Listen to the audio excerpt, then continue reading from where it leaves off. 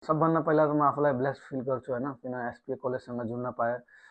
पहिलादेखि नै एसपिए कलेजलाई नै फलो गरेर हुन्थेँ। सो स्पेसली हाम्रो सुदूरपश्चिमको युवाहरूलाई सुभाष सरले जहिले पनि जोडिराख्नु भएको हुन्छ हाम्रो कलेजसँग। सो कसरी जे कुरामा सपोर्ट हुनसक्छ उहाँले जहिले पनि गर्नुभएको छ होइन।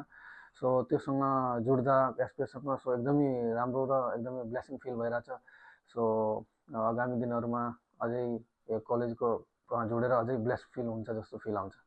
स्पेसली कलेजसँग जुट्दा चाहिँ यस्तो कि किनभने चाहिँ कलेजले धेरै प्लेयरहरू सुदूरपश्चिम र नेपालको लागि जति पनि अलमोस्ट 80% प्लेयरहरू चाहिँ हाम्रो यहीँ स्टडी गर्नुभएको छ उहाँहरूले। सो मेरो पनि ड्रिम थियो एसपीमा पढ्ने, तर अनफर्चुनेटली त्यो हुन पाएन, तर अर्को तरिकाले जुडेँ। So as a brand ambassador. So एकदमै खुसी फिल भइरहेको छ, किनभने चाहिँ एसपिएसँग जुन एउटा ठुलो कुरा हो। किनभने चाहिँ एसपिएले नि सुदूरपश्चिमको सिटी अफ क्रिकेटलाई बनाउनमा एसपिए कलेजको धेरै ठुलो हात हो जस्तो लाग्छ मलाई। किनभने चाहिँ डिपिएल अनि तपाईँको अहिले पनि जुन लिग एसपिए लिगहरू पहिला हुन्थ्यो, जुन हिसाबले अहिले अर्जुन ट्रफी भइरहेछ।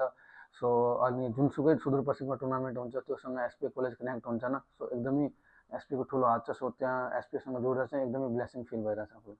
मेरो तर्फबाट चाहिँ एउटा म्यासेज यो छ कि जुन हिसाबले जति पनि युवाहरू मेहनत गर्दै हुनुहुन्छ, सबभन्दा इम्पोर्टेन्ट भनेको एउटा डिसिप्लिन हो। सो डिसिप्लिन र एउटा इमान्दार भएर मेहनत गर्नुहोस्। सो अभियसली लाइफमा सेल्फ बिलिभ राख्नुहोस्। सो चाहेको कुराहरू चाहिँ सबै पुरा हुन्छ जस्तो मलाई लाग्छ। सो सेल्फ बिलिभ इम्पोर्टेन्ट हो। सो अरू थ्याङ्क यू सो मच एसपिए कलेजले जुन हिसाबले मलाई अहिले यहाँनिर एउटा मोटिभेसन दिनुभएको छ। सो आगामी दिनहरूमा अझै राम्रो गर्नेछु भन्ने होप लिएर सो एउटा यो ब्लेसिङ फिल भइरहेछ। Thank you so much.